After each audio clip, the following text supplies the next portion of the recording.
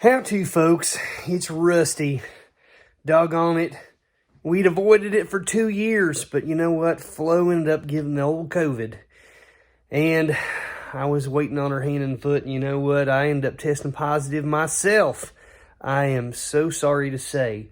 But good news is I don't have any symptoms. I actually feel all right. But I sequestered myself in a certain area of the warehouse that has a little view out the back here, so I have some fresh light. Trying to figure out what is the best use of my time. I've definitely been listing some stuff and getting some photos of some things, doing regular work, of course. But I figured I'd go and, why not take this opportunity to do a few things that I love to do, which are some hobbies. And today I'm going to do a little bit of painting. And if you're familiar with our channel, you'll know that not all that long ago, well, actually it's been a few months, I initiated a painting of Han Solo in Carbonite. And I got derailed and got into some other work, and all I really did was get the canvas started. So today, I'm going to attempt to get this whole sucker done today or tomorrow, perhaps the 2 days. And I want to bring you along on the journey, let you see things from time to time that I'm doing, and then you'll be the judge of whether or not it looks like old Han or not. But let's jump in. Let me show you my materials here, and then we'll get started.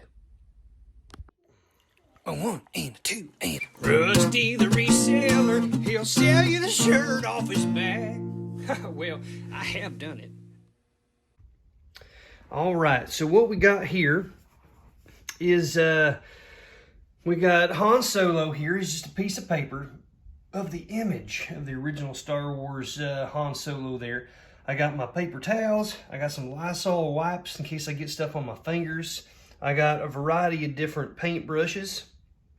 I got some palette knives. And I'm doing this in oil, folks. I would have loved to have done it in, it would have gone quicker and probably easier if I'd used acrylics. However, I didn't have all the paint I needed here at the warehouse, and since I'm sequestered here at the warehouse, I can't get out. So we're using black and white oil paints on this today. We got this right here, some mineral spirits to clean out the brushes. It's no odor, so that's nice. And then we got our linseed oil and a drying medium. The linseed oil thins out the paint, so I'm not using tons of paint. And then the drying medium helps it dry faster. Oil paints, if you're familiar, dry very slowly. And so if you want to speed up the time to dry so you can continue to do different layers and things, it's good to use a medium. And then, of course, I got some fizzy water here to just kind of keep me going. And then right here, what we got is this nice tall canvas, as you can see. Nice tall canvas, really tall. I've got it all the way down to the floor, as a matter of fact. And, well, let's just get started. A lot of times I'll do a drawing first on this, but you know what? Shoot. I'm just going to get all into it. I plan on making this sort of loose, and I'm not gonna make it super, I'm not going to be a perfectionist on this. Is kind of what I'm getting at. I'm going to try to make it not real sharp, but give the general idea of this sucker right here. Let's get into it. All right, I've chosen this particular brush because it's fairly large, and also it, I can get it's straight. It's not real flat, and I can get some decent lines on here. I just kind of got a little bit of some juice here. Get her started.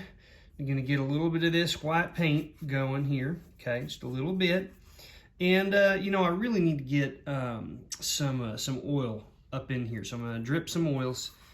Now I got some of this. I'm really gonna get a bunch, and this is really just to get my lines. I want to get a general idea of where we're at, and I just want you to see the first stroke.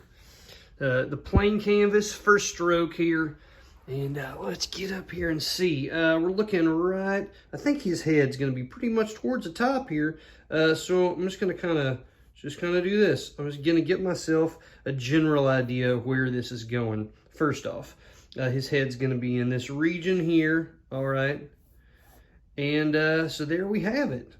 All right, folks, it's been 30 minutes. It's going to look like a crazy creature like a Yeti or something, but here, this is what we got so far. All right, don't laugh. This is just the beginning, folks. Base layer, I got the general idea of where this guy is going to be here. Okay, so it's on. Doesn't look like him yet. Let's just say that this is maybe the first, 15 to 20 seconds of his carbonization process. This is what it looked like before it got real defined. So yeah, he's scary. He looks kind of like a ghost. Kind of like something out of a nightmare. I understand.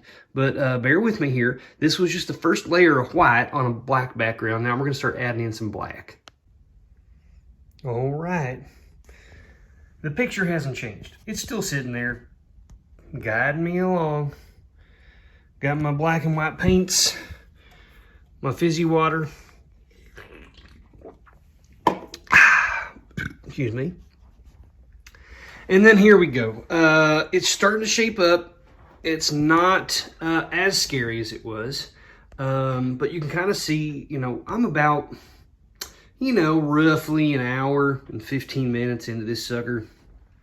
I've got the real basic line now, and I do like the background over here now. Now, you can see this is kind of lines up and down streaky a little bit, whereas over here, it's a lot more...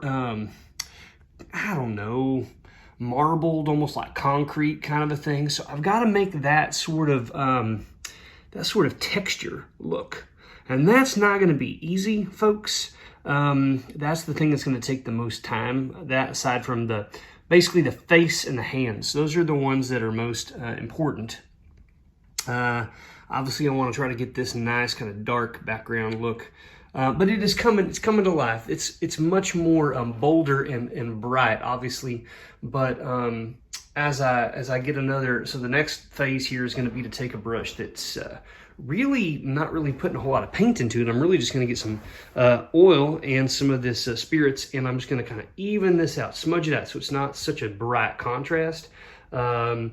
And we'll see where we go from there. The thing that's going to take me the most time, again, head and hands. But if I can start evening this out so that I feel comfortable with it, not finished, but make it look a little bit more uniform, then I'll feel pretty good about it. So that's the next phase, but I'm going to let some of this, I'm going to get into the body, then I'm going to let that part up there dry before I do another coat. Rusty's hot tips. Postcards, and here's another little lot I just picked up. It's keys. Guys, postcards are great. They sell really well. They weigh next to nothing. You can store thousands upon thousands of them in a small space. They're easy to ship. They're inexpensive to ship. There's basically nothing I don't like about postcards, and I've always got them here by the thousands. This is a cool one here. It's very different than a normal one. It's thicker than normal. I can't ship this just in a regular mailer. The normal way with a stamp. I would have to, if I didn't want to pay for, say, priority shipping or first class shipping with a label off of eBay, I would have to put it in something and mark it as non-machinable. That means it wouldn't go through the typical sorting machine. You have to pay an extra 20 cents for that, so it's a rabbit, the rabbit stamp. I'd have a forever stamp and a rabbit stamp. This is a cool one right here, patented in December 5th, 1905. If I unswivel this little sucker here and this thing pops open, let's see if I can get it with my nail. There we go. This thing opens up, and inside are all of these pictures that pop up concealed in the center of this. And they come way out of here. Really cool looking thing. You can see all these different views of this one location here. It's getting a little damaged here on the edge. You can see somebody has opened and shut this many times. Who knows how many times? I mean, since 1905. Look at this. Massachusetts, it looks like. But you got a really old stamp up here. London, England. Really cool. And then I picked this up for just, I think it was $4 at an antique store recently. And guys, this is what I always do. If I can find a lot of something where my cost per item is under $1, or just a few cents, I almost always buy it on that, guys, because $4, I mean, it's not hard to float that kind of investment for a while, even if I don't get to it for months. $4 is not that big of a deal, but whenever I do get to it, I could list these up for 99 cents and sell just about every one of them immediately if I wanted to, if I want to get money fast. In this case, I'm going to actually do my research on them, and I'm going to list them individually. I got some really kind of cool ones here. This is actually like a little fob almost, drop in the mailbox. And it has a number here. It says Houston, Texas. This is like a little thing, Exxon, the Exxon Travel Club. But then the rest of these keys here, folks, this is a Samsonite, so that would go to some sort of a suitcase, some luggage of some kind. This one here says Chicago, Illinois, and it has a number on that. I don't know, maybe that goes to a safe of some kind, possibly. And then another one here, this one, Cleveland, and it's got a little looks like a key character, some sort of like probably an advertising character. Coal National. And I don't know what that's for, but folks, I'm going to look it up. Some of these are real tiny, super small keys, probably just for like I said, suitcases or things like that. Others are a little bit more heavy duty. Atlas keys here. That's a cool logo. Look at that. It's like the Atlas character here, holding up the earth. Really neat stuff, guys.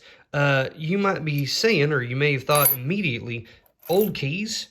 What would a person need an old key for to something that they don't even have? Well, sometimes people buy keys to replace keys that they lost.